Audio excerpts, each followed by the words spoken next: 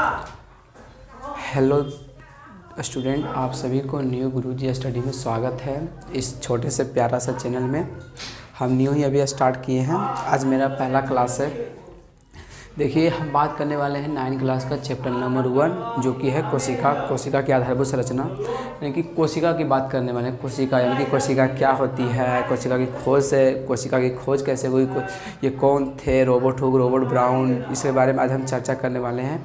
बल्कि आज हम जितना बात करेंगे, जैसे कि आज ये जो बात करने वाले आपके बेसिक से तो बात कर ही रहे हैं, और हम बात ये भी कहना चाह रहे हैं कि आप जैसे कि मेरा कोई भी अगर दूसरा चैनल यानी कि अगर कोई स्टडी कराता है तो आप देखते होंगे कि इतना पैसा दीजिए, इसके बाद ये स्टडी होगा स्टार्ट। लेकिन हमारा जो मकसद है, यानी कि कोई यानी कि फ़ी नहीं इसमें लग रहा है, फ्री आप ज्वाइन कीजिए।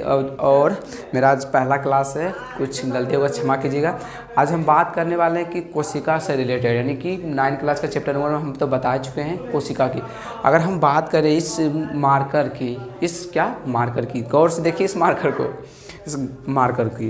को सॉरी, ये भी मार्कर अगर हम तोड़े, बहुत से छोटे अगर इसे तोड़ के ऐसा भी तो आएगा, ऐसा पार्टिकल यानी कि भाग जो कि बहुत छोटा होगा, इतना छोटा कि बहुत छोटा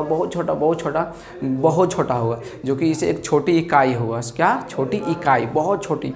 तो बात करते हैं जैसे कि कुछ भी, अगर घर को आप देखे होंगे, घर तो आप देखते हैं, आप जिस घर में रहते देखे ना होंगे, उसमें भी छोटे ईंट से मिलकर बना है। बात करते हैं इस ब्लैक बोर्ड की, ये भी छोटे यानी कि अगर ये कोई जैसे कि प्लास्टिक या लोहा से नहीं बना है, तो ये बगल से लगाया सपोर्ट में तो अलग बात है। लेकिन ये जैसे लकड़ी का बना है, मेरी लकड़ी यानी कि जैसे कि पेड़ पौधा का कोशिका, पेड़ पौधा भी एक कोशिका है, समझ रहे हैं। और देखिए इतना तो जैसे कि आप एग्जांपल में थर्माकोल भी देखते होंगे, जो कि दीपावली में उसे क्या बोलते हैं, भूखंडा क्या भी बोलते हैं उसे, जो बनाया जाता है, वो भी छोटे बॉल से मिलकर बना है। मार्कर का कुछ भी एग्जांपल लीजिए, सब है ना छोटे पार्टिकल से मिलकर बना है, छोटे पार्टिकल। अगर हम कोशिका की बात करें कि कोशिका क्या होती है, कोशिका की खोज से रिलेटेड हम बात करेंगे इसके आगे। लेकिन हम पहले देखिए कोशिका का डिफिनेशन क्या है। कोशिका यानी इंग्लिश में इसे क्या कहते हैं, सेल कहते हैं। क्या कहते हैं इंग्लिश में इसे, सेल कहते हैं। ये कोई बैटरी का सेल नहीं, आप ये नहीं समझिए कि ये कोई बैटरी का सेल है, जो बैटरी आप पढ़ेंगे आप तो आपको पता नहीं, लेकिन हम बता देंगे कोई बैटरी का सेल नहीं।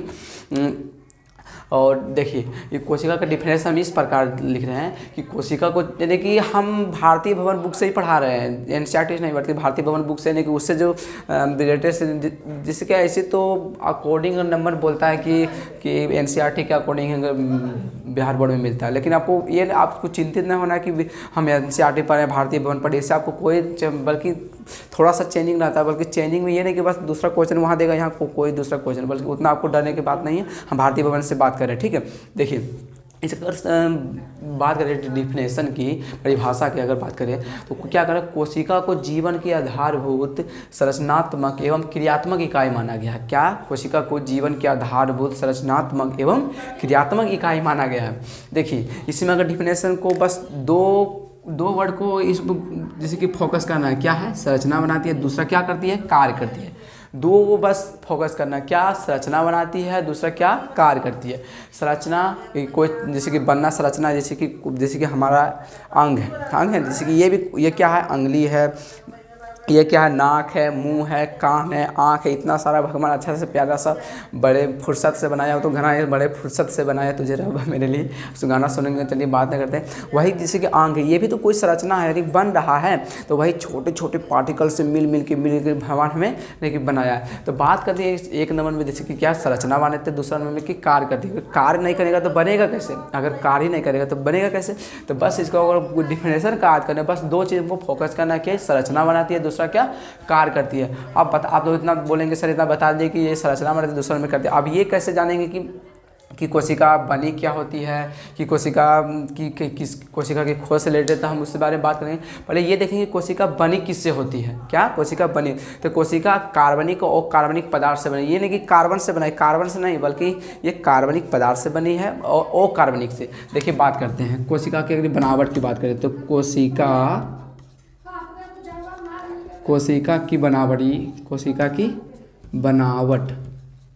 बनावट यानी कि कोशिका की बनावट से बात करें कि कोशिका क्या चीज़ से बनी होती है। देखिए एक नंबर में पता कार्बनिक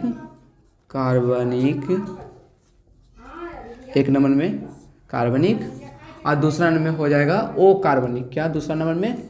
ओ कार्बनिक, ओ कार्बनिक,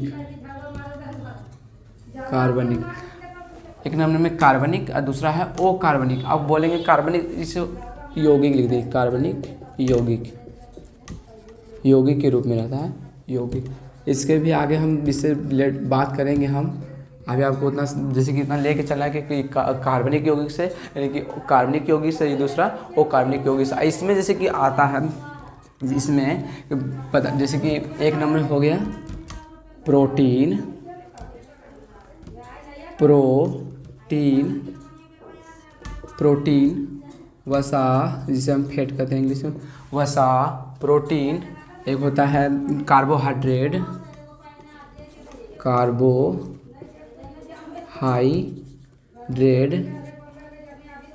कार्बोहाइड्रेट। एक होता है न्यूक्लिक एसिड, न्यूक्लिक एसिड। ये हिंदी में नहीं लिखे, इंग्लिश में लिखे, कोई बात ना, समझ। न्यूक्लिक एसिड ओ कार्बनिक में दो ठो आता है, एक ठो आता है जल, जल, और एक ठो खनिज लवण, खनिज लवण।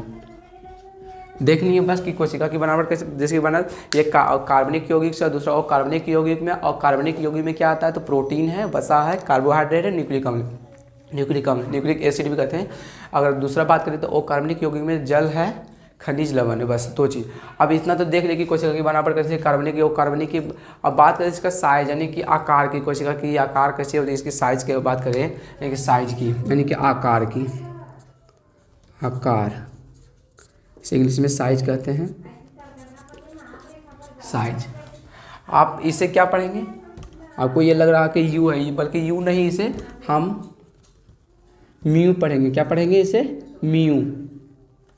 अरे यार हो तो सही, इसे क्या पढ़ेंगे? म्यू। अगर म्यू के साथ एम दिया है, में एम, तो इसे क्या पढ़ेंगे? माइक्रोमीटर। क्या पढ़ेंगे इसे? माइक्रोमीटर। क्या? माइक्रो, माइक्रो, इसे क्या पढ़ेंगे? माइक्रोमीटर। क्या? माइक्रोमीटर। देखिए, एक माइक्रोमीटर बराबर होता है, एक माइक्रोमीटर बराबर होता है 10 पर पावर -6 मीटर। कितना होता है? एक माइक्रोमीटर बराबर होता है 10 पर पावर -6 मीटर। यानी कि समझ सकते हैं इतना छोटा है, इतना छोटा कि आप देख सकते हैं, एक भी नहीं बल्कि बहुत छोटा, बहुत छोटा, इतना छोटा है, देख सकते हैं। जैसे कि अगर एग्जांपल ले, जैसे कि कोई कुछ भी ले सकते हैं छोटा, जैसे कि देखिए हम बताते हैं। जैसे कि एक जलेबी है, एक जलेबी है, एग्जांपल के तौर पर बता रहे हैं। जैसे एक जलेबी है, रसगुल्ला, कुछ भी ले लीजिए। इसे हम कितना भाग में बांटना है? 10 लाख पे 10 लाख भाग में बांटना है। इकाई, दहाई, सैकड़ा, हज़ार, 10,000, लाख, 10 लाख। 10 लाख में अगर इस जलेबी को अगर बांटना है, कि कोई कंपटीशन हुआ, जैसे कि कुछ हुआ, इसमें उसमें जलेबी बटा हुआ, स्वतंत्रता दिवस या गणतंत्र दिवस में जलेबी बटा, जलेबी बांटते में उसमें एक ही बटा, उसमें ऐसा तो होता नहीं कि 10 लाख बचा है, एक ही जलेबी है। तो एग्जाम्पल के तौर पर हम बता रहे हैं कि अगर जैसे बात करें कोशिका की कितना छोटी होती है, उसी एग्जाम्पल की बात करें। जैसे कि क्या है, एक जलेबी है, उसमें क्या है? 10 लाख क्या है? स्टूडेंट है। और उस जलेबी में कैसे, तो समझ सकते हैं कि ये एक जलेबी को चखना तो बहुत दूर की बात है। क्या एक जलेबी से 10 लाख लोग चख सकता है? चखने का तो बहुत दूर की बात है, ये हाथ पर भी नहीं आएगा। हाथ पर आ सकता है, बल्कि एक जलेबी है, अगर हम इसे बात करें कि 10 लाख स्टूडेंट या कोई बांटे, तो क्या संभव है? बिल्कुल संभव नहीं। इसीलिए समझ सकते कि कितना छोटा कोशिका होता है, कितना छोटा होता है कि हम